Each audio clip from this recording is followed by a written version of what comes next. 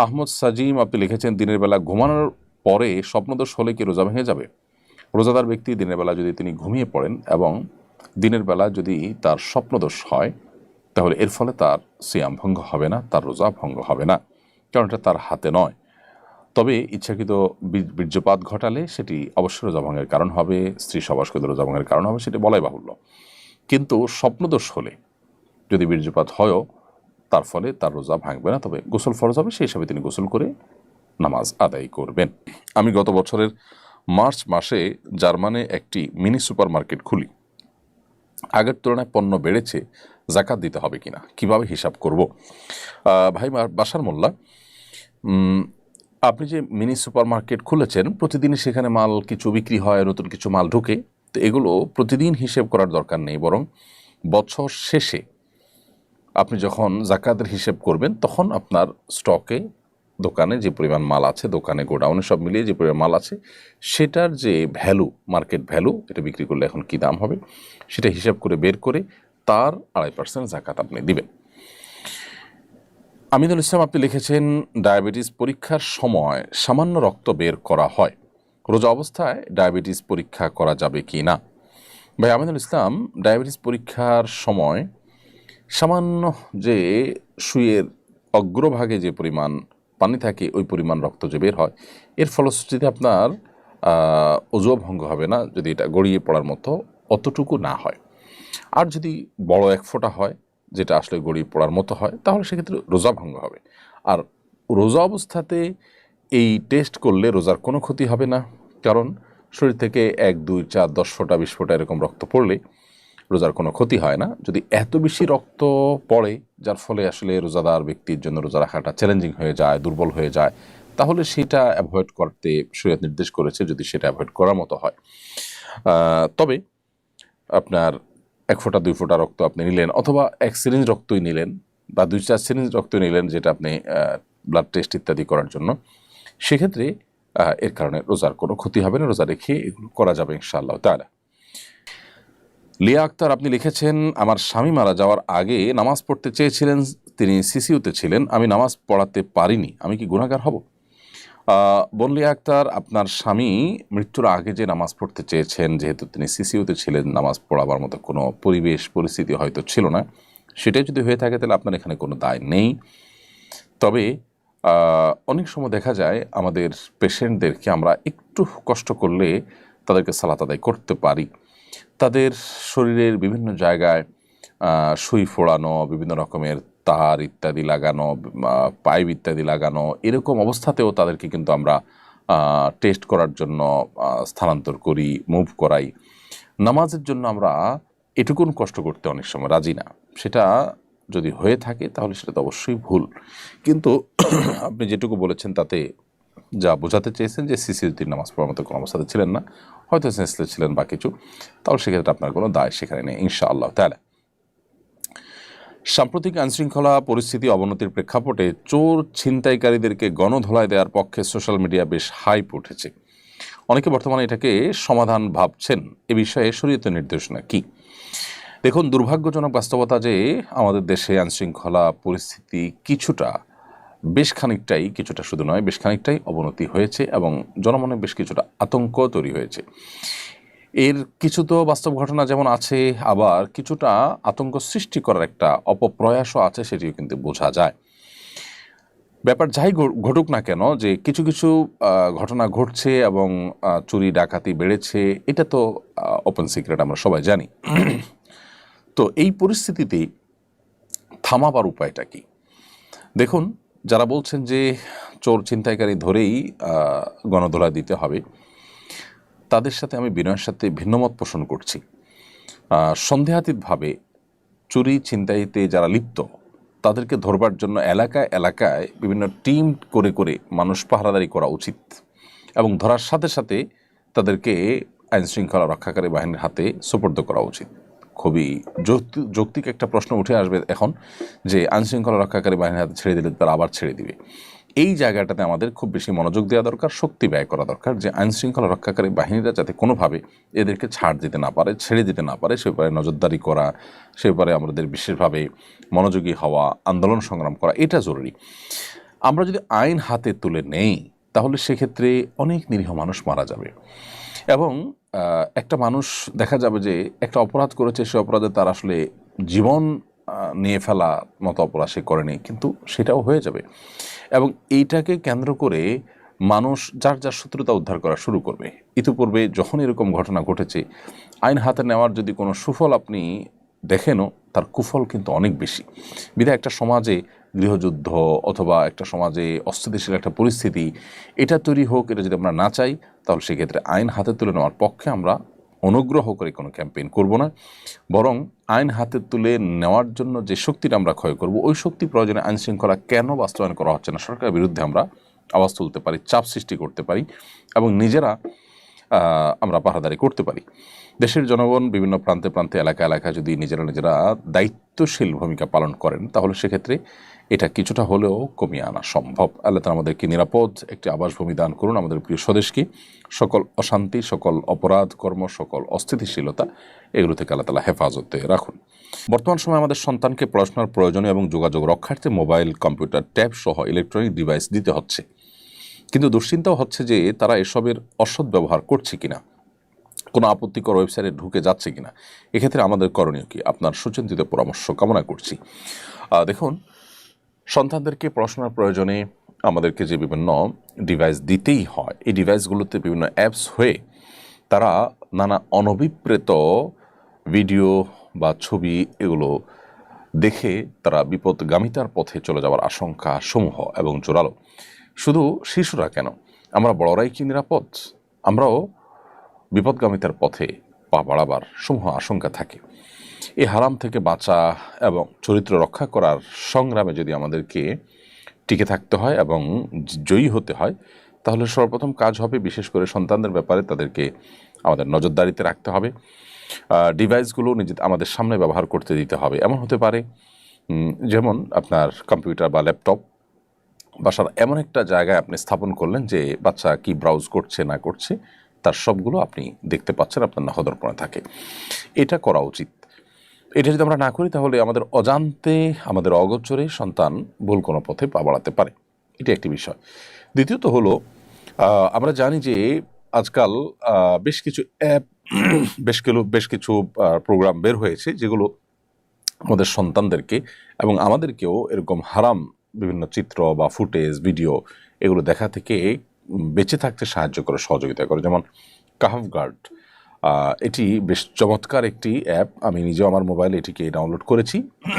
এটির ফলে যেটি হয়, যে কোনো হারাম চিত্র বা হারাম কোনো ফুটেজ আমাদের মোবাইলে যদি আসে, সেটি অটোমেটিক ব্লার হয়ে যায়। তাহলে আমাদের সন্তানদের চোখ এবং ঈমান, তাদের চরিত্র এগুলোকে হেফাজত করবার জন্য আমরা এই জাতীয় কাহাফ গার্ড বা এরকম আর কোনোটা থাকলে, বিশেষ করে কাহাফ গার্ডটা আমি জানি যে এই অ্যাপ আমরা ডাউনলোড করে তারপর সেই ডিভাইস সন্তানের হাতে দিতে পারি। তাতে ইনশাআল্লাহ সন্তান অনেকখানি সেফ থাকবে, আল্লাহ যদি হেফাজত করেন তাদেরকে। নওশিন আক্তার, আপনি লিখেছেন, মাহরাম হিসাবে ছোট ভাইকে সফর সঙ্গী করতে হলে তার সর্বনিম্ন কত বছর বয়স হতে হবে? বোন নওশিন আক্তার, মাহরাম হিসাবে আপনার ছোট ভাই যদি আপনার সফরে সঙ্গী হতে হয়, তাহলে তাকে প্রাপ্তবয়স্ক হতে হবে। প্রাপ্তবয়স্ক হতে হবে। একজন ছেলে যখন স্বপ্নদোষ শুরু হয় তখন থেকে সে প্রাপ্তবয়স্ক হিসাবে গণ্য হয়। আর এর বাইরে আপনার ছোট ভাই বা আপনার মাহরাম যে আপনার সফর সঙ্গী হবে, তার যদি প্রাপ্তবয়স্ক হওয়ার যে আলামতগুলো আছে, গোপদাড়ি ইত্যাদি গজানো, এগুলো যদি বের হয় তাহলে সেক্ষেত্রে শুরু হয়, তাহলে সেক্ষেত্রে এটা তার প্রাপ্তবয়স্ক হওয়ার আলামত হিসাবে বিবেচিত হবে। এছাড়াও যদি কোনো আলামত দেখা না যায়, তাহলে সর্বোচ্চ 15 বছর বয়স হয়ে গেলে ইনশাআল্লাহ বিধানে সে আপনার সাথে মাহরাম হিসাবে আপনার সফরের সঙ্গী হতে পারবে। পত্রিকা এসেছে, বিগত সরকার নির্মিত মডেল মসজিদ নির্মাণে অঢেল দুর্নীতি হয়েছে। সে মসজিদ নির্মাণে আর্থিক দুর্নীতি হয়েছে। যে মসজিদ নির্মাণে আর্থিক দুর্নীতি হয়েছে, সে মসজিদে নামাজ পড়া যাবে কিনা? গুরুত্বপূর্ণ প্রশ্ন। এই প্রশ্ন উত্তর হলো যে, কোনো মসজিদ নির্মাণে এর নির্মাণ সংশ্লিষ্ট ব্যক্তিবর্গ যদি কোনো দুর্নীতি বা অপরাধ করে থাকেন, তাহলে ইনশাআল্লাহ বিইذনিল্লাহ মুসল্লিদের নামাজে কোনো অসুবিধা হবে না। কারণ প্রথমত আল্লাহ সুবহানাহু ওয়া তাআলা কোরআনে কারিমে একাধিক জায়গায় আমাদেরকে এ বিষয়ে জানিয়েছেন যে, ও আল্লাহ তাযরু ওয়াসিরাতুন বিজরা উখরা, কেউ কারোর পাপের বোঝা বহন করবে না। যেহেতু কেউ কারোর পাপের বোঝা বহন করবে না, অতএব আমরা অন্য কেউ মসজিদ তৈরি করতে গিয়ে দুর্নীতি করেছে, অন্যায় করেছে, এরকম কোনো বিষয় আশয় সেটার দায়ভার আমাদের উপর আসবে না ইনশাআল্লাহ তাআলা। হ্যাঁ, কোনো অন্যের জায়গা জবরদখল করে বা কারোর জায়গা অন্যায়ভাবে মসজিদ নির্মাণ করলে বা জায়গা ছিনতাই করে সেখানে মসজিদ নির্মাণ করলে সেই জায়গায় নামাজ হবে কিনা এটা নিয়ে ওলামাদের মধ্যে দুইটা মত আছে। এক্ষেত্রেও বিশুদ্ধ মত হলো নামাজ হয়ে যাবে, তবে বিকল্প থাকলে সেই মসজিদে যাওয়া উচিত নয়। বাট মসজিদের জায়গা নিয়ে সমস্যা নেই, নির্মাণ হয়েছে যে টাকা সেটা নিয়েও সমস্যা নেই, বাকি নির্মাণ করতে গিয়ে তসরুফ হয়েছে, নির্মাণকারীদের কেউ বা সংশ্লিষ্ট কেউ কোনো প্রকার দুর্নীতি করেছেন, এর দায় মুসল্লিদের উপর আসবে না ইনশাআল্লাহ তাআলা। পত্রিকা এসে আপনার প্রশ্ন তো দিয়েছি। সরকারের ঘোষণা অনুযায়ী সামনে হজের খরচ কমবে, আপনি কতটা আশাবাদী? আমি যতটুকু জানি হজের খরচ তো ঘোষিত হয়ে গেছে, এখন তো আর কমার বা বাড়ার কোনো স্কোপ দেখছি না। অবশ্য বেশ অনেক আগে থেকে সরকারের সংশ্লিষ্ট দপ্তর থেকে বারবার বলা হচ্ছিল যে হজের খরচ এবছর কমবে। কতটা কমবে আমি সেটা আসলে খুব বেশি আশাবাদী না, কারণ হলো আসলে রিয়ালের দামের উপরে হজের রেট অনেকটা নির্ভর করে, আর অনেকখানি নির্ভর করে বিমান ভাড়ার উপরে। বিমান ভাড়া এটা কমানোর ক্ষেত্রে বাংলাদেশ এবং সৌদি এয়ারলাইন্স, বাংলাদেশ বিমান এবং সৌদি এয়ারলাইন্স এই উভয় ক্যারিয়ার কর্তৃপক্ষ তাদের সদিচ্ছা ছাড়া এটা আসলে কঠিন। হাজিদের কাছ থেকে যে পরিমাণ ভাড়া নেওয়া হয় সেটা রীতিমতো জুলুম। একজন যাত্রীর জন্য বিমান যাওয়া আসার যে খরচ সেটার খরচ নেওয়া হয় ডাবল, কারণ যাত্রীদেরকে নেওয়ার জন্য ফ্লাইটগুলো নিয়ে যায় আবার খালি আসে। এই ডাবল নেওয়াটা যৌক্তিক, কিন্তু এই ডাবল নেওয়ার কথা বলে মূলত প্রায় ট্রিপল পরিমাণ নেওয়া হয়। এটা একটা দুর্ভাগ্যজনক বাস্তবতা। তো এটা কমা উচিত এবং এটা কমানোর পরে আন্তরিকতা থাকা দরকার, কিন্তু এত অল্প সময়ের ভিতরে সেটা আদৌ হবে বলে আমরা জানি না। তবে হ্যাঁ, সরকার যে সদিচ্ছা পোষণ করেছে, চেষ্টা করেছে, এটাও সাধুবাদ পাওয়ার যোগ্য। মসজিদের ফান্ডের গচ্ছিত টাকা দিয়ে এলাকাবাসীর জন্য ইফতার আয়োজন করা যাবে কি না, গুরুত্বপূর্ণ প্রশ্ন।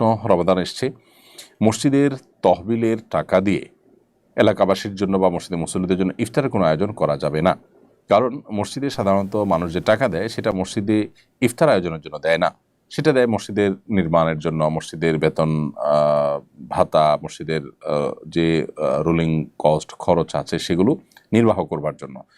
অতএব যেই জন্য দাতারা টাকা দেন সেই কাজেই টাকাটা ব্যয় করতে হবে। যেহেতু মসজিদে ইফতারের আয়োজনের জন্য সাধারণত মসজিদে টাকা দেওয়া হয় না, দান বাক্সে বা জেনারেল ফান্ডে যে টাকা দেওয়া হয় সেটা ইফতার আয়োজনের জন্য দেয় না কেউ, সেজন্য সেটাকে এই কাজে ব্যবহার করা যাবে না। এজন্য কোনো মসজিদে রমজান উপলক্ষে যদি ইফতার আয়োজন করতে হয় রোজাদারদের জন্য, তাহলে এর জন্য আলাদা করে তহবিল গঠন করতে হবে, মুসল্লিদেরকে ঘোষণা দিতে হবে যে আমরা রোজাদারদের জন্য ইফতার আয়োজন করতে চাই, আপনারা শরীক হন। সেক্ষেত্রে মুসল্লিদের সেই তহবিলে যে টাকা দিবেন সেটা দিয়ে তারা ইফতার আয়োজন করতে পারবেন ইনশাআল্লাহ তাআলা। শামসুন নাহার আপনি লিখেছেন, স্বামী যদি মোহরের টাকা না দিয়ে স্ত্রীকে দিয়ে সই করিয়ে নেয় যে মোহর বুঝে পেয়েছে, এতে কি স্বামী ঋণমুক্ত হয়ে যাবে? বোন শামসুন নাহার, স্বামী যদি মোহরের টাকা স্ত্রীকে না দিয়েই সই নেয়, এই সই নেওয়াটা জোরপূর্বক হতে পারে, প্রতারণা করে হতে পারে, এরকম যদি কোনোভাবে সই নেয় তাহলে এতে স্বামী দায়মুক্ত হবেন না। কেন দায়মুক্ত হবেন না? কারণ হলো এই সই নেওয়াটা তো সন্তুষ্ট চিত্তে নয়।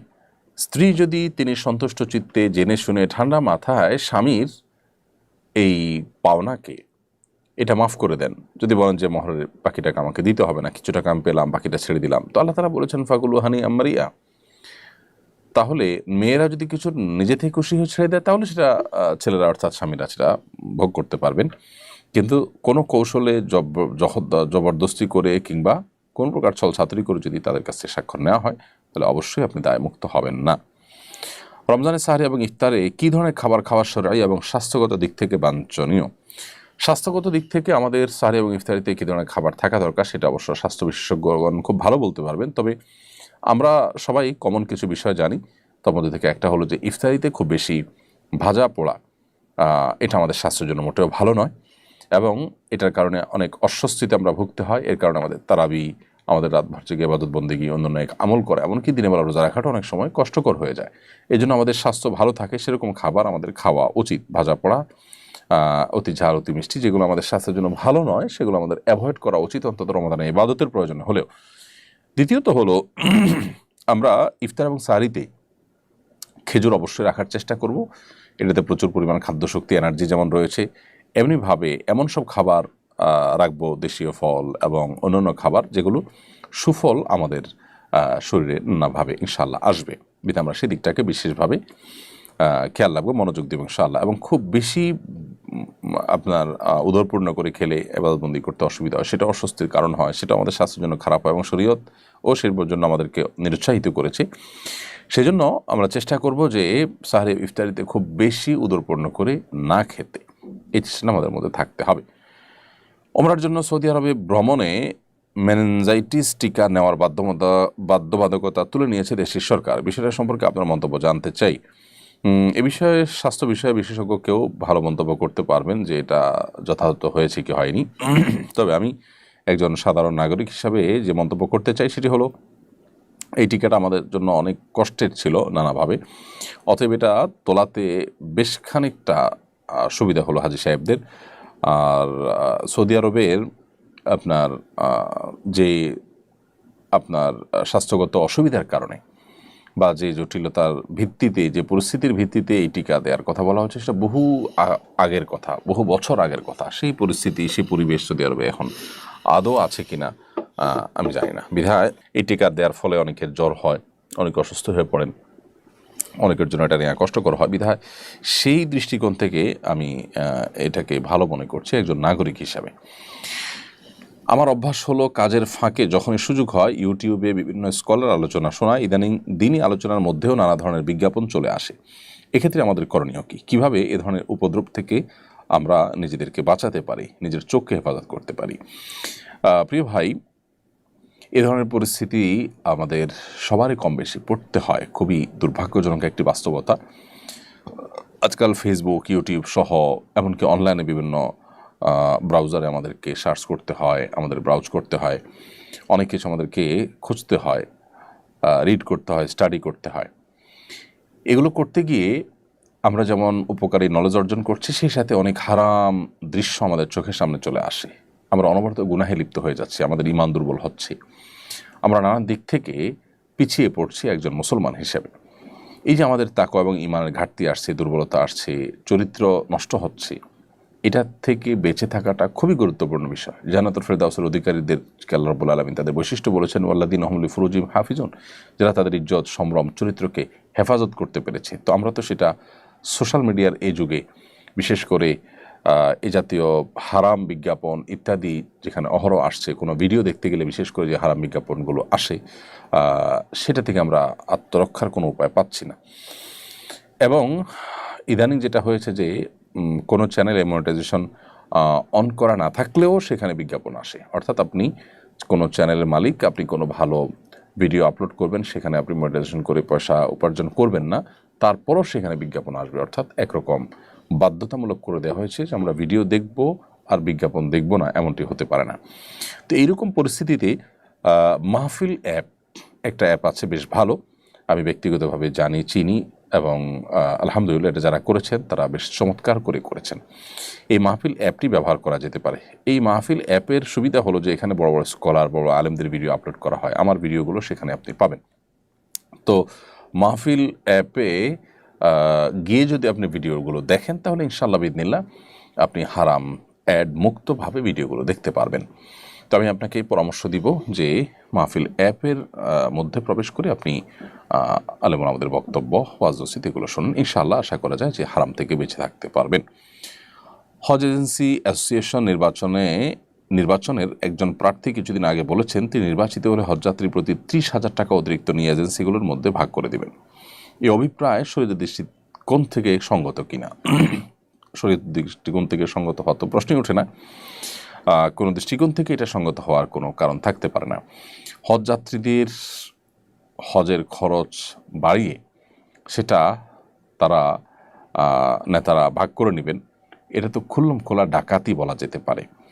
এ ধরনের ডাকাতির ঘোষণা যদি কেউ দিয়ে থাকেন, আমিও দেখেছি সোশ্যাল মিডিয়াতে বিভিন্ন পত্রপত্রিকাতে উঠে এসেছে, এরকমটি যদি সত্য হয়ে থাকে এবং কেউ যদি এরকমটি বলে থাকেন, তাহলে তাকে তো আইনের আওতায় আনা উচিত। এরকম ব্যক্তিকে নির্বাচিত করা তো অনেক পরের কথা, এ ধরনের গর্হিত কথা যদি কেউ বলে থাকে তাহলে তাকে রীতিমতো আনা উচিত, কারণ তিনি ডাকাতি করার ঘোষণা দিয়েছেন। এমনিতে আমাদের দেশে হাজী সাহেবদের উপরে যে পরিমাণ জুলুম করা হয়ে থাকে, বিমান ভাড়া 3 গুণ পর্যন্ত নেওয়া হয়ে থাকে, এবং আরও নানাবিধভাবে হাজী সাহেবদের হজ করাকে কঠিনতর করা হয়েছে। যেখানে বাংলাদেশে প্রতি বছর হজে যাওয়ার জন্য মানুষ সিরিয়াল ধরে বসে থাকতে হতো, রেজিস্ট্রেশন করতে হতো, সেখানে এখন সৌদি গভর্নমেন্ট আমাদেরকে যে কোটা দেয় সে কোটাটা পর্যন্ত পূরণ হয় না। এরকম পরিস্থিতি হয়ে গেছে এবং হজের ব্যয় খরচ বাড়তে বাড়তে সেটা মানুষের যে সামর্থ্যের সীমানা সেটা অনেক ক্ষেত্রে অনেকের জন্য পেরিয়ে গেছে। এরপর আবার হাবের নির্বাচনের কোনো প্রার্থী যদি হাজিদের খরচ 30,000 করে বাড়ায়া তারা নিজেরা ভাগযোগ করে নেবেন বলে থাকেন, তাহলে তিনি অবশ্যই ডাকাতির ঘোষণা দিয়েছেন। আল্লাহ তাআলা আমাদেরকে এ সমস্ত জুলুম থেকে রক্ষা করুন এবং হেফাজত করুন। ভারতের আসাম রাজ্যের সংসদে আগে শুক্রবার জুমার নামাজের জন্য 2 ঘন্টার বিরতি ছিল। সম্প্রতি বিজেপি শাসিত সংসদ বিরতি বাতিল করেছে। এ সময় যদি সংসদ চলে, বিধানসভার মুসলিম সদস্যদের করণীয় কি? দেখুন, পৃথিবীতে যারা নিজেদেরকে তথাকথিত গণতন্ত্রের রোল মডেল বলে, যারা নানা দিক থেকে আমাদের কাছে আদর্শ বলে আমাদের দেশে এক শ্রেণীর মানুষ সারাক্ষণ মুখে ফেনা তুলতে থাকেন, তাদের দেশে এই ধরনের আপনার দ্বিচারিতামূলক আচরণ, মুখে অনেক ভালো ভালো কথা বলা আর বাস্তবে মুসলমানদেরকে কোণঠাসা করে রাখার যে তাদের অপচেষ্টা, সেটা দিনের আলো মতো পরিষ্কার। দীর্ঘদিন থেকে সেটা আমাদের কাছে একেবারে ওপেন সিক্রেট হয়ে গেছে। তো এরকম পরিস্থিতিতে মুসলিম সংসদ সদস্য যারা আছেন তারা এটার বিরুদ্ধে প্রতিবাদ করা, সংসদের বাইরে যারা আছেন তারা প্রতিবাদ করা, সেটা যেমন আমাদের কর্তব্য, ঠিক একইভাবে বিধানসভার মুসলিম সদস্যরা ওই সময় বের হয়ে জুমার নামাজ পড়া তাদের উপরে আবশ্যক। কারণ জুমার নামাজ পড়াটা ফরজ। এই আবশ্যকীয় কাজটি আপনাকে করতেই হবে। আপনি প্রয়োজনে আপনার সংসদীয় অধিবেশন থেকে বের হয়ে নামাজ পড়ে তারপর আসবেন। কারণ ফরজ নামাজ বাদ দিয়ে করা যায় এমন কোনো কাজ পৃথিবীতে নেই। আল্লাহ তাআলা ইসলামে এমন কিছু রাখেন নাই যে ফরজ নামাজ বাদ দিয়ে সেটা করা যায়, বিধায় ফরজ আমাদেরকে পড়তে হবে। তাছাড়া সংসদে আমরা অনুপস্থিত থাকতে পারি, সেই সিস্টেম বা সেই সুযোগ, সে আইনও আছে। সংসদে অনুপস্থিত থাকলে 2-4 ঘন্টার জন্য গেলে যে সংসদ সদস্যপদ বাতিল হবে এমনও তো কথা নেই। তাহলে নামাজ পড়তে অসুবিধাটা কোথায়? আর যদি আল্লাহ না করুক বাতিল হয়ও, সেরকম সিস্টেমও যদি কোনো জায়গায় থাকে, সেরকম জুলুমও যদি কোথাও থাকে, তারপর আমাকে নামাজ পড়তে হবে, নামাজ ছাড়া যাবে না। এরপরে আফিয়াত আসনাত এআইডি থেকে আপনি লিখেছেন, রমজানে মৃত ব্যক্তির জন্য কিভাবে দোয়া করব? কোনো খতম বা এই ধরনের কিছু করা জায়েজ আছে কিনা? খুবই প্রাসঙ্গিক একটি প্রশ্ন করেছেন আমাদের এক বোন। রমজানে মৃত ব্যক্তির জন্য আমরা দোয়া করতে চাই, বিশেষ করে রমজান উপলক্ষে আমাদের মৃত মা বাবা তাদের পক্ষ থেকে, আমাদের প্রিয়জনদের পক্ষ থেকে কিছু করার তাগাদা আমরা অনুভব করি। এক্ষেত্রে দোয়ার ক্ষেত্রে যেটি হবে যে আমরা নিজেরা আল্লাহর কাছে তাদের জন্য মাগফিরাত কামনা করব, দুহাত তুলে দোয়া করব, চোখের পানি ফেলবো, অন্যদেরকে দিয়ে দোয়া করাবো বা অন্যদের কাছে দোয়া চাইবো তাদের জন্য, এটি হতে পারে। দ্বিতীয়ত, তাদের তরফ থেকে আমরা দান সাদাকা করব। মৃত ব্যক্তির জন্য যে সমস্ত বিষয়গুলো করা যায়, তাদের পক্ষ থেকে উমরা করা যায়, হজ করা যায়, দান সাদাকা করা যায়, কোনো ব্যক্তিকে আপনার খাদ্য দেওয়া যায়, আল্লাহর কাছে দোয়া করা যায়। অনেকগুলো আমাদের মতে আপনি কোরআন কারীমের তেলাওয়াত পড়ে যদি বলেন যে আল্লাহ এর সবটা আমি তাকে দিতে চাই, সেটা অনেকের মতে দেওয়া যায়। এই যে ব্যাপারগুলো যেগুলো মৃত ব্যক্তির তরফ থেকে করা যায় সেগুলো আপনি করবেন। এর বাইরে খতম করার একটা প্রচলন আমাদের সমাজে আছে যে রমজান উপলক্ষে আমাদের মৃত ব্যক্তির তরফ থেকে খতম করাই। আসলে লোকজন ভাড়া এনে টাকা পয়সা দিয়ে খতম করালে সওয়াব তো হবেই না, বরং গুনাহ হবে। কারণ খতম কোরআন কারীম তেলাওয়াত পড়ে শেষ করা বা তেলাওয়াত করা এটা একটা ইবাদত, এটার বিনিময় দেওয়া এবং নেওয়া জায়েজ নাই, বিধায় এটা চলবে না। হ্যাঁ, আপনারা পরিবারের সদস্যরা কেউ কোনো অংশ তেলাওয়াত করলেন, করে এটার সওয়াব যেন আল্লাহ তাকে দেন সেই হিসাবে আপনি নিয়ত করলেন, বাস এটা হতে পারে। এবং আপনারা নিজেরা ভাগযোগ করে নিলেন, পুরো 30 পারা কোরআন নিজেরা ভাই বোন বা আত্মীয়স্বজনরা ভাগ করে নিলেন এবং সবাই যে যেটুকু পড়লেন এটার সব যেন আল্লাহ তাআলা তাকে পৌঁছে দেন, সেজন্য দোয়া করে। এটা হতে পারে অনেক ইমামদের মধ্যে সেটির সুযোগ রয়েছে। এক কথিত কবি নবীজির শানে অশালীন শব্দ ব্যবহার করার কারণে তোলপাড় সৃষ্টি হয়েছে। এর জের না কাটতেই আরেকজন, যিনি পাঠ্যপুস্তক পরিমার্জন কমিটিতেও আছেন, এর চেয়ে জঘন্য উচ্চারণ করেছেন আল্লাহর নামে। এর কারণ কি বলে মনে করেন? এই ধরনের কর্মকাণ্ড প্রতিরোধের উপায় কি? দেখুন, আমাদের এই সমাজে মুসলমানরা উভয় সমস্যার মধ্যে মূলত নিপতিত। এক শ্রেণীর দুষ্ট লোক যারা এদেশের ভালো চায় না, যারা ভিনদেশীদের চর হিসাবে কাজ করে এখানে, তারা মুসলমানদের বিরুদ্ধে বিষোদ্গার করে আল্লাহ এবং তার রাসূল সম্পর্কে নানা সময় নানা কটূক্তি করে মুসলমানদেরকে ইমানি পরীক্ষার মধ্যে ফেলে দেয়। ইমানের দাবি পূরণ করতে গিয়ে মুসলমানরা যখন রিয়্যাক্ট করতে যায়, কথা বলতে যায়, তখন তারা বিদেশিদের কাছে এখানে মুসলমানদেরকে ভিলেন করে দেখাবার চেষ্টা করে। তো এই সমস্ত ক্ষেত্রে খুবই ট্যাকফুলি আমাদের কাজ করতে হবে, খুবই সচেতনতার সাথে কাজ করতে হবে। সেই সাথে সরকারে যারা থাকেন তাদের কর্তব্য হলো এ ধরনের অস্থিতিশীলতা সৃষ্টিকারী যারা আছে তাদেরকে কঠোর হস্তে দমন করা, যাতে করে কেউ মুসলমানদের এ ধরনের অনুভূতি নিয়ে খেলা করার সুযোগ না পায়। সেটা যদি তারা করেন তাহলে সেক্ষেত্রে মুসলমানদের আর রিয়্যাক্ট করার প্রয়োজন হয় না এবং সেটাকে নিয়ে তারা বাজেভাবে পৃথিবীর অন্যান্য শক্তিশালী দেশগুলোর কাছে তুলে ধরার মতো স্কোপও তারা আর পায় না। তো আমি আশা করব যে সংশ্লিষ্ট দায়িত্বশীল যারা আছেন সরকারের, তারা এই সমস্ত ক্ষেত্রে দায়িত্বশীলতার পরিচয় দিবেন। ফারজানা আঞ্জুম আপনি লিখেছেন, বিশ্ববিদ্যালয়ের ক্যাম্পাসে ছেলে মেয়ে একত্রে ইফতার করে, এ ব্যাপারে শরীয়তের বিধান জানাবেন।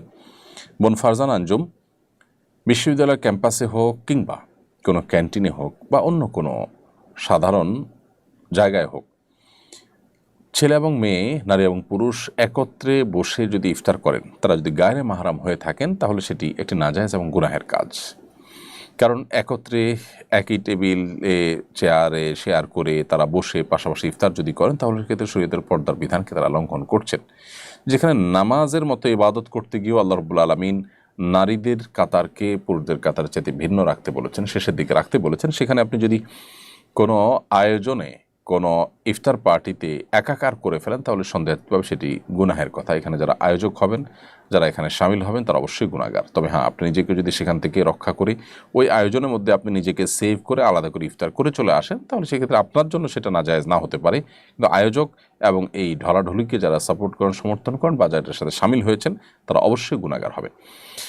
কেন শরিয়াত পর্দার এই বিধানের কথা বলে, কেন আল্লাহ রাব্বুল আলামিন এই নির্দেশ দিয়েছেন আমাদেরকে, সেটা আমরা হাড়ে হাড়ে টের পাচ্ছি আমাদের সমাজে নানা অস্থিরতার যে সংবাদ আছে সেগুলোর মধ্য দিয়ে। বিধায় এই সমস্ত ক্ষেত্রে আমাদের সতর্ক থাকতে হবে এবং কোনোভাবেই তথাকথিত আধুনিকতার নামে, তথাকথিত মুক্তমনা হওয়ার নামে আমরা আল্লাহর সীমানা ছাড়ানোর যে আপনার দুঃসাহস, সেটা আমরা করতে যাব না। আল্লাহ আমাদেরকে তৌফিক দান করুন এবং বিশ্ববিদ্যালয় ক্যাম্পাস সহ অন্য যে কোনো জায়গায় যদি কোনো ইফতার আয়োজনে নারী পুরুষ একসাথে থাকেই, তাহলে নারীদের জন্য আলাদা আয়োজন থাকবে, পুরুষদের জন্য আলাদা আয়োজন থাকবে। প্রয়োজনে তারা ভিন্ন কোনো হলরুমে থাকবেন, পুরুষ আরেকটা হলরুমে থাকবেন বা পার্টিশন থাকবে। যে কোনোভাবে পর্দা বিষয়টাকে নিশ্চিত করতে হবে। আর না হলে করছেন ইফতারের আয়োজন, একটা ইবাদত, কিন্তু সেই ইবাদতটা যদি আপনি মন মতো করেন, আল্লাহর বিধানকে লঙ্ঘন করে করেন, তাহলে সেই ইবাদত হবে না, সেটা বরং গুনাহে পর্যবসিত হতে পারে। এরপরের প্রশ্ন হলো, আজকাল সাহারি পার্টির প্রচলন বেশ জোরে সোরে শুরু হয়েছে, এ বিষয়ে শরিয়াত দৃষ্টিকোণ জানাবেন কি? দেখুন, বেশ কয়েক বছর ধরে আমাদের এক শ্রেণীর তরুণদের মধ্যে বিশেষ করে সাহারি পার্টি করার একটা প্রবণতা আমরা দেখতে পাচ্ছি। তারা ভোর রাতে বিভিন্ন রেস্টুরেন্টে একত্র হন এবং সেখানেও নারী পুরুষ এবং ছেলেমেয়েরা তারা একত্র হয়ে বসে খাবার দাবার গ্রহণ করেন। ছেলেমেয়ে যদি একত্র হয়ে বসে তারা টেবিলে খাবার দাবার গ্রহণ করেন, নারী পুরুষ যারা গায়রে মাহরাম এরকম মানুষজন যদি তারা একত্র হয়ে খাবার দাবার গ্রহণ করেন, সেটা তো এমনিতেই নাজায়েজ, কারণ সেটি পর্দার বিধানকে লঙ্ঘন করা হচ্ছে। আল্লাহর বিধানকে লঙ্ঘন করে আমরা কোনো কল্যাণ আর সাধন করতে পারবো না। এই জন্য এই হারাম কাজ থেকে আমাদেরকে বেঁচে থাকতে হবে। আল্লাহর ভয় যদি আমরা মুসলিম হয়ে থাকি, আল্লাহর সামনে দাঁড়াতে হবে, সেই জবাবদিহিতার বোধ থেকে আমাদেরকে অবশ্যই গুনাহ ছাড়তে হবে। আর সাহারি পার্টি যেটা, সেখানে যদি আপনি নারী পুরুষ ঢলাঢলি বা একসাথে ফ্রি মিক্সিংয়ের ব্যাপারটা নাও থাকে, শুধু ছেলেরা সাহারি পার্টি করলো, মেয়েরা আলাদা করে করলো, এরকম যদি হয়, তারপরে সেটা অবশ্যই শরীয়তের দৃষ্টিকোণ থেকে অনুচিত। কারণ হলো সাহারির এই সময়টা, ভোর রাতের এই সময়টা আসলে দোয়া কবুলের সময়, এই সময়টা আসলে আড্ডা মারা, ফুর্তি করা, এটার জন্য উপযুক্ত কোনো সময় নয়। যদি কোনো কারণে বন্ধুবান্ধব একত্র হয়েছে, সাহারি করেছে, সেটাকে আপনি সাহারি পার্টি নাম দিলেন, সেটা ভিন্ন বিষয়, কিন্তু ইন্টেনশনালি এই টাইমে বাসাবাড়ি থেকে বের হয়ে রেস্টুরেন্টে যে আনন্দ ফুর্তি এবং আড্ডাবাজি করা, সেটা অবশ্যই এই সময়ের যে মর্যাদা, এই সময়ের যে তাৎপর্য, তার সাথে যায় না। ভোর রাতে আল্লাহ রাব্বুল আলামিন বান্দাকে ডেকে ডেকে তার গুনাহগুলো মাফ করান, তার প্রতি অনুগ্রহ করেন, তাকে বিভিন্ন তার চাওয়াগুলোকে পূরণ করে থাকেন। বিধায় এই সময়টা ইবাদতের সময়, দোয়ার সময়, এই সময়টা আসলে আড্ডা মারার সময় নয়। এরপরে আমেনা আফরোজ রিমো এআইডি থেকে আপনি লিখেছেন, আমার দাদি অতি বৃদ্ধ এবং অসুস্থ, তিনি রোজা রাখতে পারেন না, করণীয় কি? বোন আমেনা, আপনার দাদি যিনি অতি বৃদ্ধ এবং বয়সাধিক্যের কারণে তিনি রোজা রাখতে পারেন না, এবং এরকম ব্যক্তি সুস্থ হয়ে আবার কখন রোজাগুলো রাখবেন সেই সম্ভাবনা একেবারেই ক্ষীণ, নেই বললেই চলে। এরকম ব্যক্তিদের জন্য শরিয়ার বিধান হলো ফিদিয়া দেওয়া। আল্লাহ রাব্বুল আলামিন কোরআনে হাকিমে বলেছেন, ওয়া'আলাল্লাযীনা ইউতিকুনাহু ফিদিয়াতু তা'আমু মিসকিন, যারা সিয়াম রাখতে শারীরিকভাবে অপারগ তারা সিয়ামের পরিবর্তে ফিদিয়া দিয়ে দিবে। ফিদিয়া হলো যতগুলো রোজা তার ভাঙতি পড়বে সেই রোজাগুলোর বিপরীতে একজন করে মিসকিনকে খাদ্য দিবে। সেক্ষেত্রে একজন মিসকিন দুবেলা খেতে পারেন সেরকম ব্যবস্থা করে দিবেন, এবং 30টা রোজার জন্য 30 জন মিসকিনকে দুবেলা খাবার দিয়ে দিবেন। শুধু যদি চাল কিনে দেন তাহলে সেক্ষেত্রে আমরা যে ফিতরা দিয়ে থাকি, একটা রোজার জন্য একটা করে ফিতরা, 30টা রোজার জন্য 30টা ফিতরার সমপরিমাণ খাদ্য আপনি কোনো গরিবকে কিনে দিলেন। আনুমানিক 1.5 কেজি করে চাল যদি আপনি প্রত্যেক রোজার জন্য দেন তাহলে 30টা রোজার জন্য 45 কেজি করে চাল আপনি একটা ফ্যামিলিকে কিনে দিলেন অথবা কয়েকজনকে কিনে ভাগ করে দিলেন, তাতে ইনশাআল্লাহ বিদিনল্লাহ আপনার দায় মুক্ত হয়ে যাবেন। উম্মে কুলসুম স্মৃতি আইডি থেকে আপনি লিখেছেন, 19শে জুলাই আমার একমাত্র ছেলে গুলিবিদ্ধ হয়, 20শে জুলাই লাইফ সাপোর্টে শহীদ হয়, আমার ছেলের জন্য দোয়া চাই। বোন উম্মে কুলসুম স্মৃতি, আপনার ছেলের জন্য মন ভরে প্রাণ খুলে দোয়া করছি, আল্লাহ রাব্বুল আলামিন তাকে শাহাদাতের মর্যাদা দান করুন, তার ভুল ত্রুটিকে আল্লাহ তাআলা মাফ করে দিন, আপনি সহ আপনার শোক সন্তপ্ত পরিবারকে আল্লাহ তাআলা সান্ত্বনা নসিব করুন। আমরা জুলুম, অনাচার এবং অন্যায়, অবিচার, অপশাসন, বৈষম্য এগুলো থেকে মুক্ত হতে চেয়েছি গোটা দেশের মানুষ। যারা নিজেদের জীবনকে অকাতরে বিলিয়ে দিয়েছেন, যাদের জীবনের মূল্যের বিনিময়ে আমরা আমাদের সে চাওয়া পূরণ করতে পেরেছি, তাদের কাছে আজীবনের জন্য আমরা কৃতজ্ঞ। মনের গভীর থেকে দোয়া করছি আমি, আপনার সন্তান সহ আরও যে সমস্ত মায়েদের বুক খালি হয়েছে, যাদের সন্তান হারা হয়েছেন, তাদের সবার সন্তানের জন্য আল্লাহ তাআলা তাদের সবাইকে জান্নাতে সুখী রাখুন, তাদের ভুল ত্রুটি আল্লাহ মাফ করে দিন, এবং আমাদের মায়েদেরকে, বাবাদেরকে, তাদের ভাই বোনদেরকে আল্লাহ তাআলা সান্ত্বনা নসিব করুন। একজন ঈমানদার আসলে পৃথিবীতে হারাবার কিছু নেই। আমাদের প্রিয়জন থেকে মৃত্যুর মাধ্যমে আমাদের যে বিচ্ছিন্নতা সৃষ্টি হয়, এই বিচ্ছিন্নতা খুবই অস্থায়ী। মূলত একটা সময় আমাদের ইনশাআল্লাহ মিলন ঘটবে, সাক্ষাৎ ঘটবে। আল্লাহ সবাইকে জান্নাতে একত্রিত করুন, সেটাই হবে আমাদের বড় চাওয়া। আল্লাহ না করুন কিয়ামতের ময়দানে যে সাক্ষাৎ হবে, তারপর যদি আমাদের পরিবারের কারোর গন্তব্য জাহান্নামের দিকে হয় আর অন্য কারোর গন্তব্য জান্নাতের দিকে হয়, সেই বিচ্ছেদ হবে ভয়ঙ্কর বিচ্ছেদ এবং স্থায়ী বিচ্ছেদ বা দীর্ঘমেয়াদী বিচ্ছেদ। তো এই জন্য আমরা সান্ত্বনা গ্রহণ করবার জন্য এই একটি পয়েন্ট যথেষ্ট, যে বিচ্ছেদ হয়েছে, এই বিচ্ছেদ খুব বেশি দীর্ঘদিনের জন্য নয়, একটা সময় খুব শীঘ্রই দেখা হবে ইনশাআল্লাহ তাআলা। আল্লাহ তাআলা আপনাদেরকে সান্ত্বনা নসিব করুন। আরিফুল ইসলাম মাহিদ আরিফ, আপনি লিখেছেন, রোজা রেখে কি অসুস্থ রোগীদের রক্ত দিতে পারবো? আমি এবং আমার টিম বিনামূল্যে ব্লাড ডোনেট করি। উত্তরটা জানতে চাচ্ছি।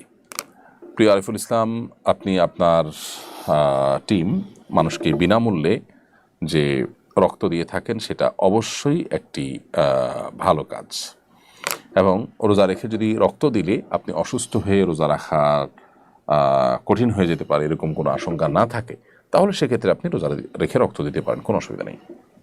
রমজানে রোজা রেখে শরীর থেকে রক্ত বের করলে যে রোজা ভেঙে যায় তা কিন্তু নয়। মূলত শরীরে কোনো কিছু প্রবেশ করলে, যেটা আমাদের খাদ্য বা আপনার পানীয়ের কাজ দেয়, যেটা আমাদের শরীরে এনার্জি সৃষ্টি করে, অর্থাৎ ক্ষুধা নিবারণ, পিপাসা নিবারণের কাজ দেয়, সেরকম কিছু যদি শরীরে প্রবেশ করে তাহলে সেটা রোজা ভাঙার কারণ হয়। এখানে তো শরীর থেকে বের হয়েছে, এটা যদি স্বাভাবিক হয় যে এক ব্যাগ রক্ত আপনি দিলেন, এর ফলে আপনার রোজা ভাঙতে হবে সেরকম পর্যায়ে আপনি চলে যেতে পারেন, এরকম কোনো আশঙ্কা যদি না থাকে ইনশাআল্লাহ আপনি রক্ত দিতে পারেন। আকাশ আলী আইডি থেকে আপনি লিখেছেন, মহিলাদের তারাবি পড়ার নিয়মটা জানতে চাই। পুরুষ এবং মহিলাদের তারাবি পড়ার নিয়ম ভিন্ন নয়, বরং পুরুষরা যেভাবে তারাবি পড়বেন মহিলারা সেভাবে নামাজ পড়বেন। মহিলারা বাসা বাড়িতে তারাবি পড়বেন, যদি মসজিদে কোনো জামাতে তারা সামিল হন, কখনো কোথাও গিয়েছেন সেখানে জামাত হচ্ছে, সামিল হয়ে গেলেন, নামাজ হয়ে যাবে, কিন্তু বাসায় পড়াটা তাদের জন্য অবশ্যই উত্তম।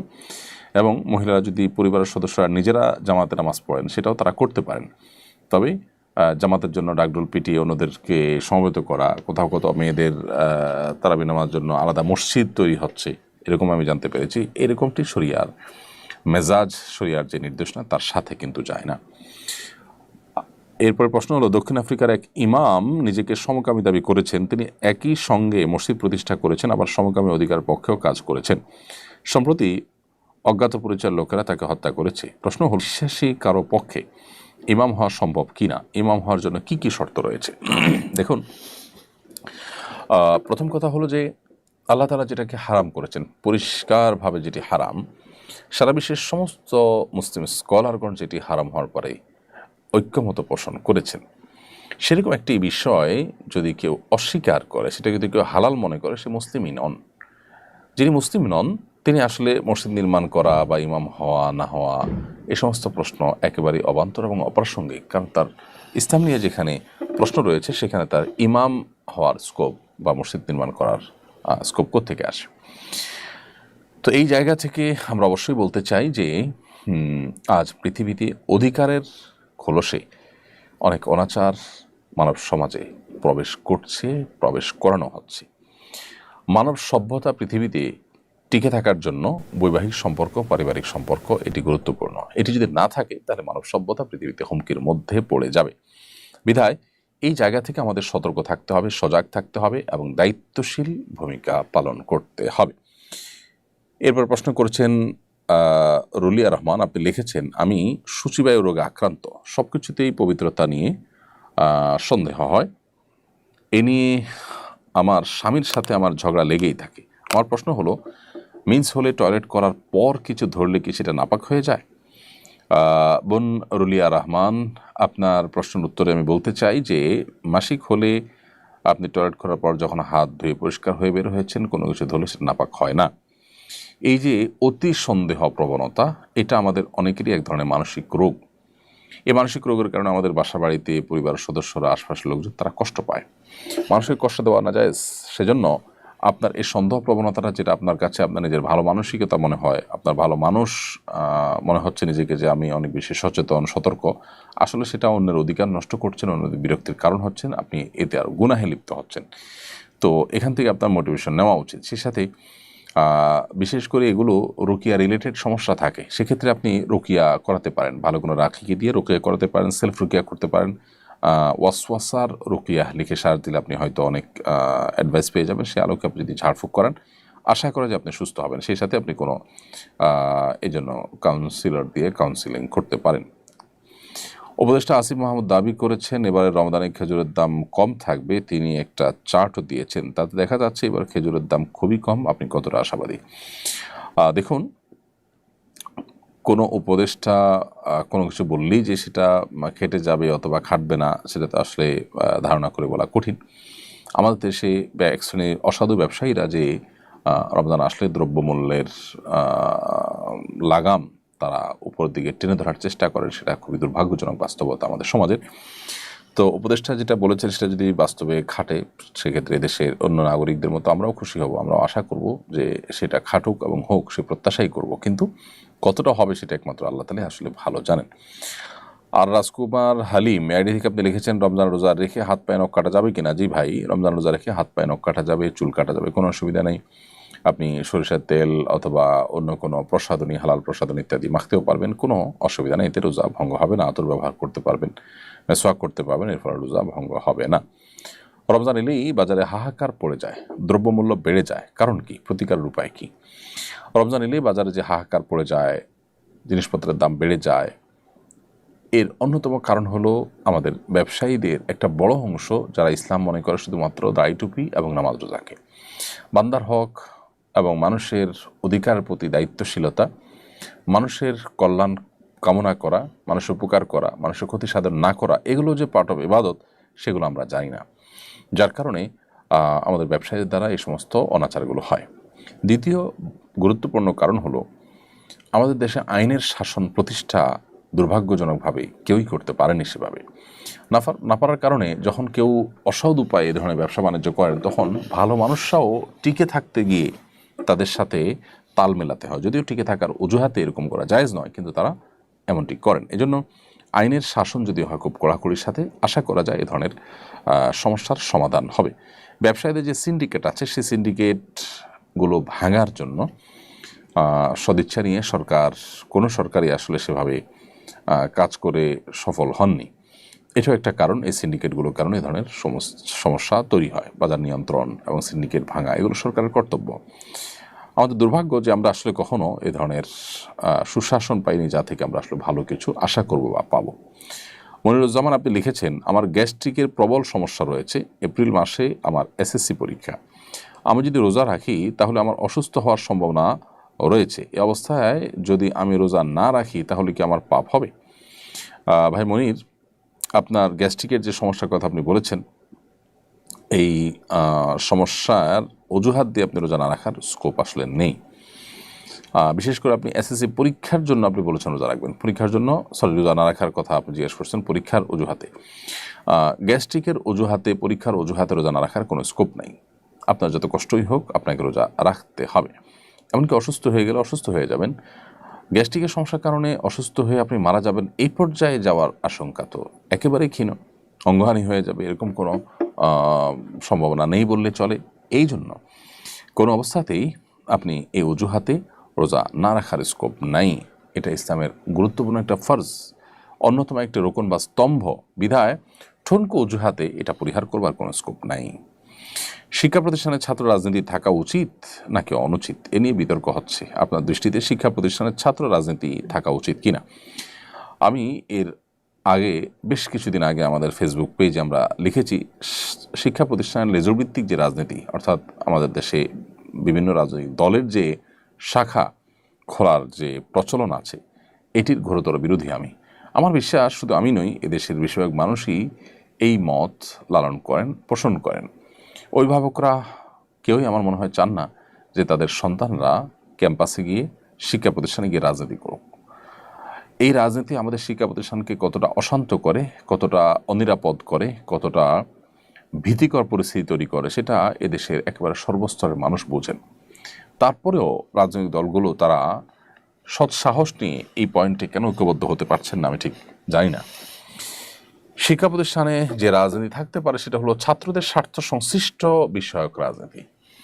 তারা বিভিন্ন রাজনৈতিক দলের যে লেজর ভিত্তির রাজনীতি, সেটা যদি তারা করেন তাহলে সেক্ষেত্রে যে অশান্তি শিক্ষা প্রতিষ্ঠানগুলোতে আজ 50 বছর ধরে কম বেশি চলে আসছে, সেটা আরও বেশি চলবে। আমরা কবে যে এই খোলস থেকে বের হতে পারবো সেটা একমাত্র আল্লাহ তাআলা ভালো জানেন। অতএব আমার মনে হয় দায়িত্বশীলদের এ বিষয়ে গুরুত্বপূর্ণ ভূমিকা রাখবার সময় যথেষ্ট হয়েছে এবং সেটা এখনই রাখা উচিত।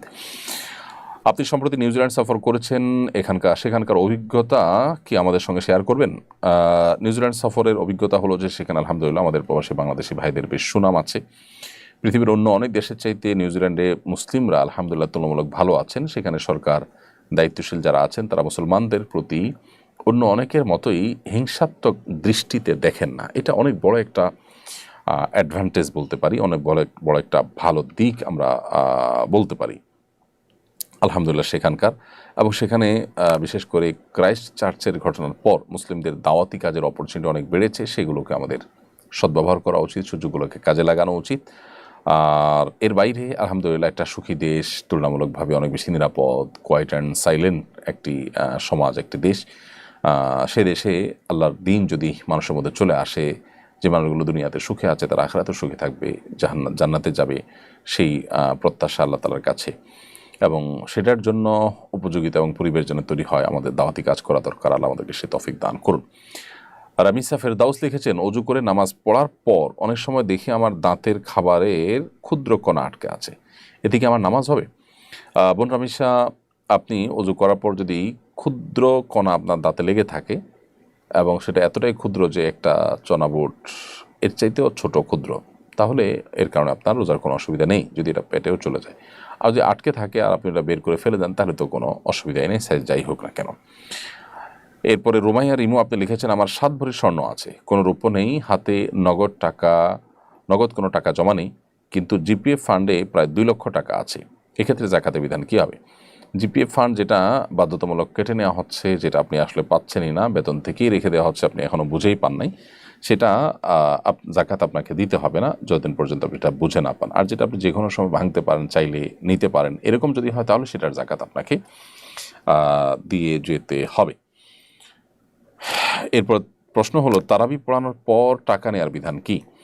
খতম তারাবিতে কোরআনে কারিমের তেলাওয়াত এবং খতম দেওয়া এটাই হলো মুখ্য, আর কোরআনে কারিমের তেলাওয়াতের বিনিময়ে দেওয়া নেওয়া জায়েজ নয়। সেই দৃষ্টিকোণ থেকে ওলামা ইকরামের প্রসিদ্ধ ফতোয়া হলো যে তারাবি খতম তারাবির বিনিময়ে দেওয়া নেওয়া জায়েজ নয়। এক্ষেত্রে হাফেজ সাহেবদের আমরা ওয়াক্তিয়া নামাজের ইমাম হিসাবে নিয়োগ দিতে পারি, সেটা হতে পারে 1 ওয়াক্ত 2 ওয়াক্ত, এবং এরপর তাদেরকে সেটার জন্য আমরা বেতন বা তাদের যে প্রাপ্য ভাতা সেটা আমরা ঠিক করি, সেটা আমরা দিতে পারি।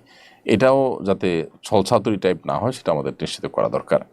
আমিনা আক্তার আপনি লিখেছেন রোজা অবস্থায় চোখ, নাক ও কানে ড্রপ ব্যবহার করা যাবে কিনা। বোন আমিনা, রোজা অবস্থায় আপনি চোখে ড্রপ ব্যবহার করতে পারেন, কানে ড্রপ ব্যবহার করতে পারেন, তবে নাকে ড্রপ ব্যবহার করতে পারেন না, কারণ নাকের যে ড্রপ সেটা আপনার নাকের ছিদ্র হয়ে কণ্ঠনালী হয়ে আপনার পেট পর্যন্ত যেতে পারে, সেজন্য এটা আপনি করতে পারবেন না।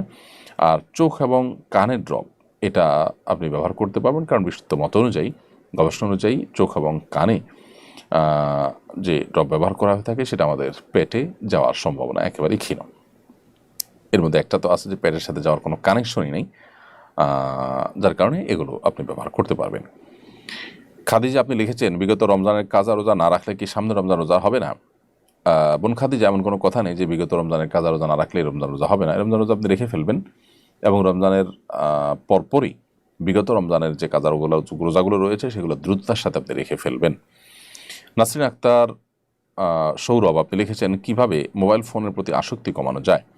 বোন নাসরিন আক্তার, মোবাইল ফোনের প্রতি আসক্তি কমানোর জন্য নিজেকে নিয়ন্ত্রণ করা যদি কঠিন হয় তাহলে সেক্ষেত্রে প্রয়োজনে স্মার্টফোন ছেড়ে বাটন ফোনে চলে আসতে হবে। কিছুদিনের জন্য যদি আপনি চেষ্টা করেন, অসম্ভব কোনো বিষয় নয়। কিছু কিছু হয়তো অসুবিধা হবে, কিন্তু সেগুলো আপনি ওভারকাম করতে পারবেন।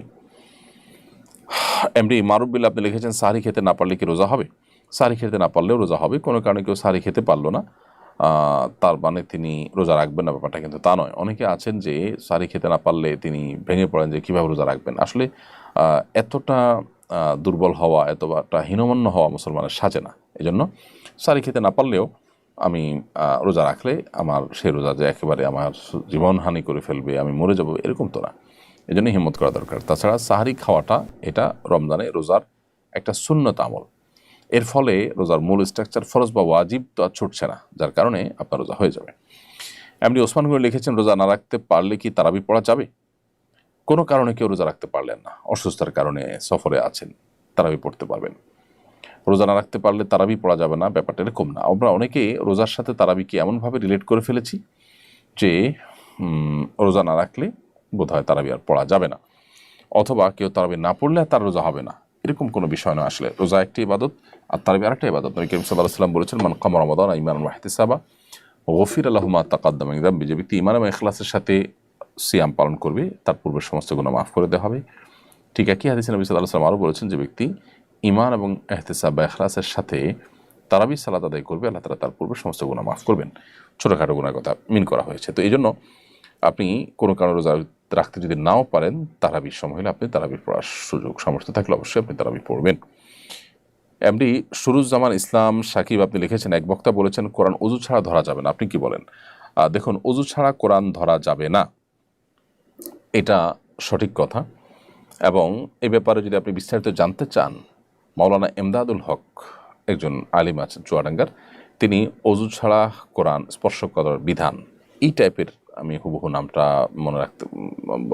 মনে নেই আমার মনে হচ্ছে এই টাইপেরই নামটা হবে, এরকম একটা বই তিনি লিখেছেন যে ওযু ছাড়া কোরআন স্পর্শ করা যাবে কি না বা এটার বিধান কি। তো এই বইটা যদি আপনি নেন, খুব ছোট্ট বই, কিন্তু সেখানে সমস্ত দলিল প্রমাণগুলো সব হাজির করা হয়েছে। আমার মনে হয় যে বিষয়ে আপনার সংশয় দূর হয়ে যাবে ইনশাআল্লাহ। বহু সাহাবায়ে কেরাম, বহু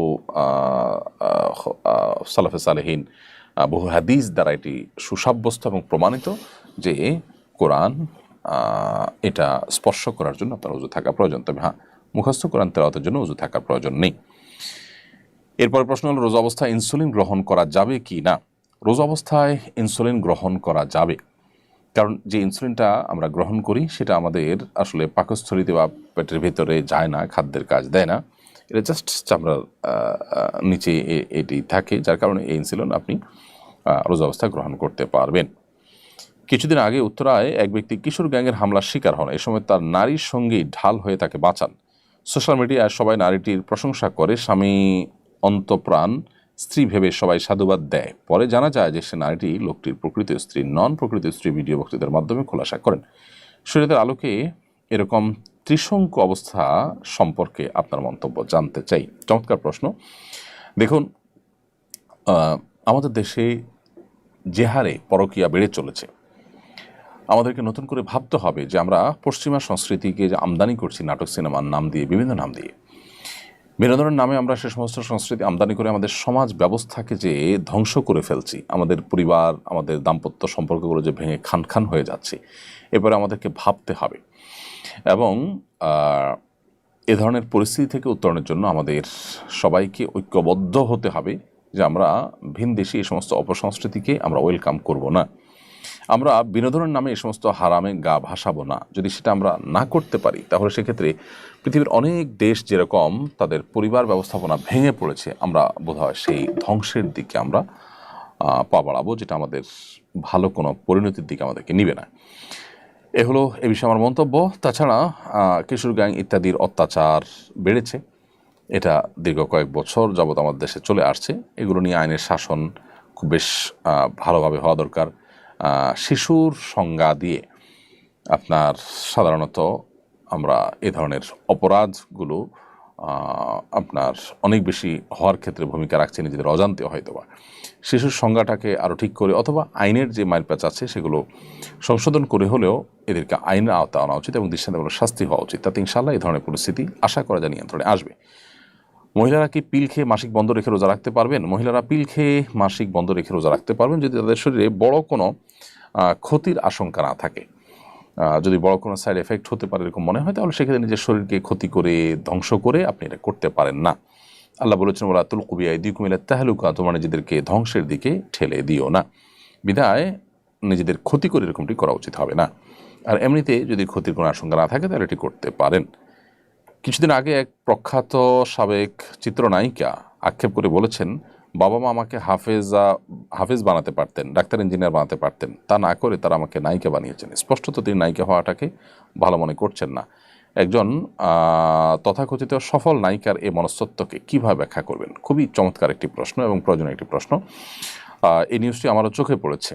দেখুন, মানুষ পাপাচার করে, গুনাহে লিপ্ত হয়, একটা সময় তার অনুভূতি জেগে ওঠে এবং তার সম্বিত ফিরে পান তিনি। আল্লাহ রাব্বুল আলামিন আমাদেরকে আগে থেকে সতর্ক করেন, নবী রাসূলগণ আমাদেরকে আগে থেকে সতর্ক করেন। আমরা খুবই কম মানুষই সতর্ক হই। একটা পর্যায়ে আমরা সবই বুঝতে পারি, কিন্তু ততক্ষণ আমাদের সব শেষ হয়ে যায়। এই ঘটনা থেকে শিক্ষা গ্রহণ করে আল্লাহ যা হারাম করেছেন সেটা আমাদের জন্য অকল্যাণকর, সেটাকে আমরা বর্জন করার মতো মানসিকতা লালন করতে হবে। একজন মুসলিম হিসাবে এই ঘটনা আমাদের ঈমানকে আরও বাড়িয়ে দেয় যে একজন বোন আমাদের, যিনি এই পথে আসার পর তথাকথিত সাফল্যের চরম শিখরে পৌঁছার পরও তার অনুভূতি হয়েছে যে তিনি ভুল পথে গেছেন, তিনি আরও ভালো পথে যেতে পারতেন, তার জীবনকে আরও সুন্দরভাবে আলোকিত করতে পারতেন। যারা এখনও বয়স স্বল্পতার কারণে, অভিজ্ঞতা কম থাকার কারণে হারামে যারা হাবুডুবু খাচ্ছেন, তাদের এখনও ফিরে আসার সময় রয়েছে। তারা এই ঘটনা থেকে শিক্ষা গ্রহণ করে তারা ফিরে আসুন। তারা অন্যায় এবং অনাচার আল্লাহ যা নিষেধ করেছেন সেগুলো থেকে বেঁচে থাকার চেষ্টা করুন। ইনশাআল্লাহ আপনার এখন বোঝা আসুক বা না আসুক, ইনশাআল্লাহ আপনি সাফল্যের পথে, সুখের পথে, সমৃদ্ধির পথে আপনি থাকতে পারবেন যদি আল্লাহর হারাম থেকে আপনি বেঁচে আসতে পারেন, বাইর হয়ে আসতে পারেন। আল্লাহ আমাদেরকে সেই তৌফিক দান করুন এবং আমাদের এই বোন তার জীবনের ভুল ত্রুটিকে আল্লাহ তাআলা মাফ করে তাকে শুদ্ধতার পথে ফিরে আসার তৌফিক দান করুন। এখনও শাহ এআইডি থেকে আপনি লিখেছেন, আমার 6 ঘন্টার পর ঔষধ সেবন করতে হয়, আমি কি রোজা রেখে ওষুধ সেবন করতে পারবো? ভাই, আপনি কোনো ধার্মিক ডাক্তারের শরণাপন্ন হবেন।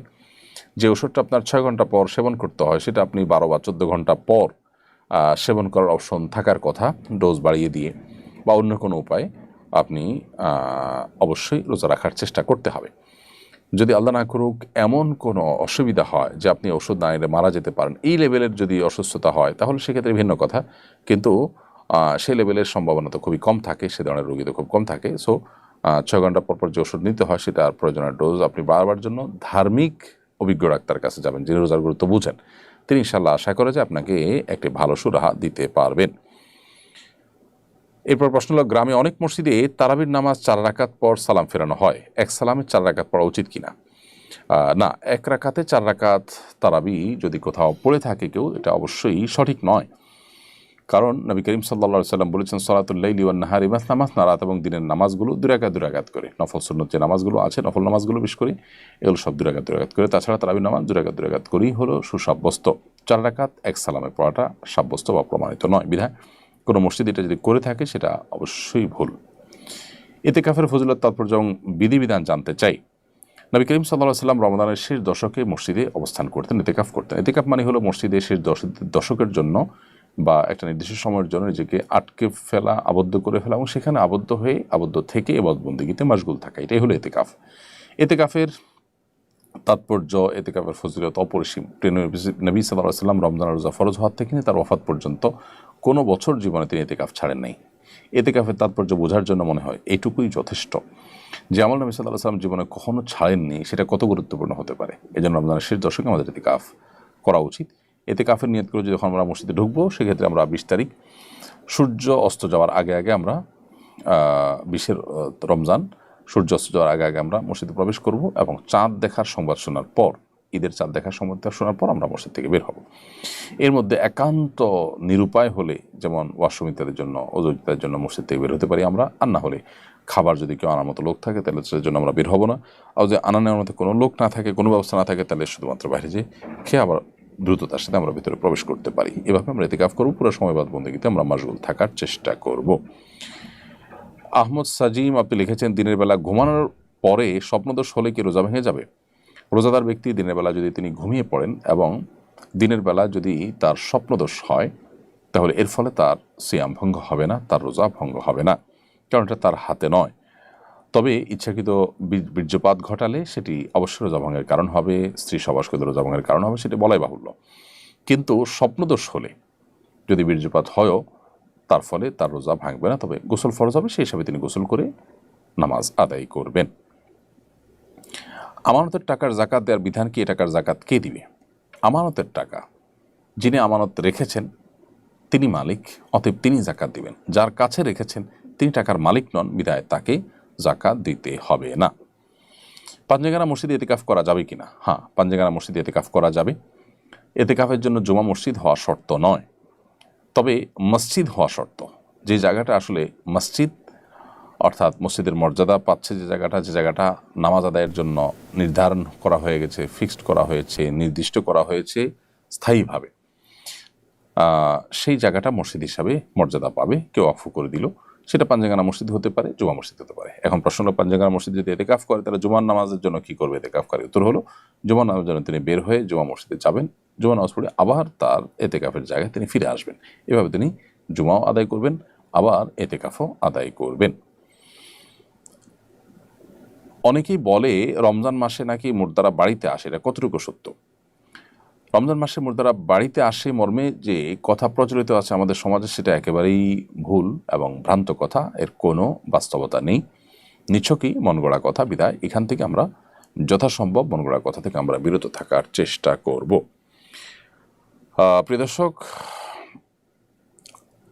আর অনেক প্রশ্ন আমাদের কাছে আছে। সুস্মিতা, এমডি বাদশাহ ইসলাম, এমডি মঈনুল হক, রিফাত আহমদ অনেকে প্রশ্ন করেছেন। একটি প্রশ্ন উত্তর দিচ্ছি আমি। মোহাম্মদ ফিরোজ আপনি লিখেছেন, রমজানের কিছু আমল বলুন যা রাসূল আকরাম সাল্লাল্লাহু আলাইহি ওয়াসাল্লাম করতেন।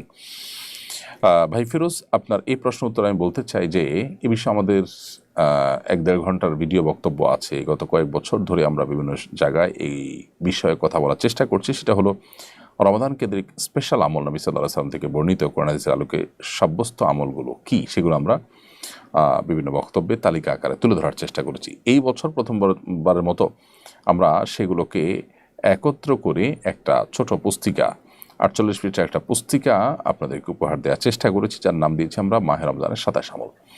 এই বইটিতে আপনি পুরো রমজান জুড়ে কোরআন সুন্নাহর আলোকে রমজানের স্পেশাল কী কী আমল করবেন তার সবগুলো কিন্তু সেখানে পেয়ে যাবেন। খুবই সংক্ষেপে, খুব যা না বললে নয় সেটুকুন ব্যাখ্যা করে আমরা এই বইটাকে লেখা শেষ করেছি। তো এই বইটা আপনার পাথেয় হতে পারে এবং আপনার এই কাজে সহযোগী হতে পারে ইনশাআল্লাহ তাআলা। প্রিয় দর্শক, আমরা দেখতে দেখতে অনুষ্ঠানের একেবারে শেষ প্রান্তে চলে এসেছি।